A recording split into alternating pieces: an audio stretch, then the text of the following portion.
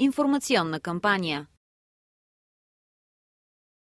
Информирани потребители за прозрачни и достъпни социални услуги. Проектът се реализира от Асоциация Човешки права стъпка по стъпка с финансовата подкрепа на Община Варна.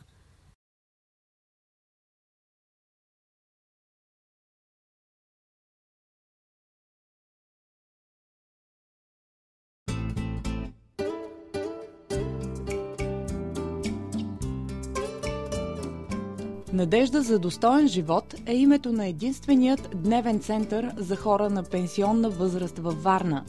Той се помещава в диагностично-консултативен център «Чайка», реализиран е по проект на Фондация Владиславово. След извършени строително-монтажни дейности и ремонт на помещенията в ДКЦ «Чайка» Варна и обзавеждане, дневният център за хора в пенсионна възраст придобива европейски вид и разполага с медицински кабинет, дневна, столова и помещения за отдих и почивка.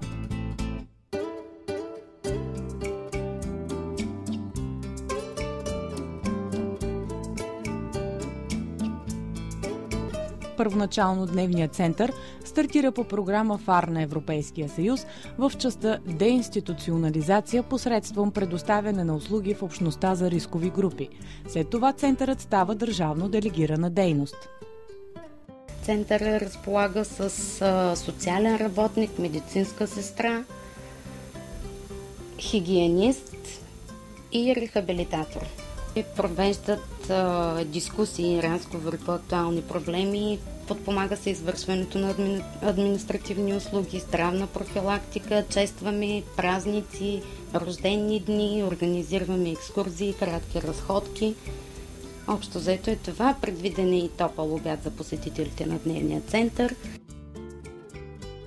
Дневен център за хора на пенсионна възраст «Надежда за достоен живот» предлага комплекс от социални услуги с цел избягване на самоизолацията, поддържане нормален ритъм на живот и възвръщане на умението за социално общуване на възрастните хора.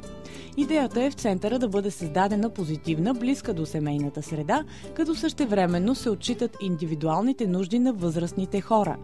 Със създаването на центъра се цели разчупване на изолацията, в която хората попадат след излизането си от трудоспособна възраст, създаване на условия за социални контакти и възможности възрастните хора да се чувстват неразделна част от обществото, подкрепа за пенсионираните и напуснали активния живот хора да преодолеят психологическата бариера, която ги кара да се чувстват ненужни и да им осигури условия за взаимопомощ.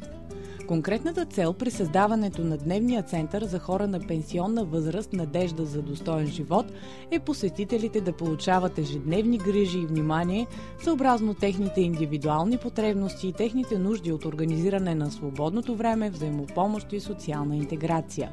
Отчитайки индивидуалния здравен статус, възможности и желания на клиентите на услугата, в центъра се предлага и трудотерапия, която цели укрепване и развиване на физическите и умствени способности на посетителите. При постъпване в центъра за всеки клиент се разработва конкретен и индивидуален план на работа, който е съобразен с личните потребности и проблеми на възрастния човек и в зависимост от това се предвиждат подходящи занимания – трудотерапия или нужда от лечение и рехабилитация. За хората в пенсионна възраст постоянното медицинско наблюдение е особено важно. Затова за нуждите на клиентите центърът разполага със специализиран медицински персонал, който предлага на възрастните хора основните медицински грижи, контролиране на здравословното състояние, помощ при вземане на лекарства, прегледи, измерване на кръвното налягане.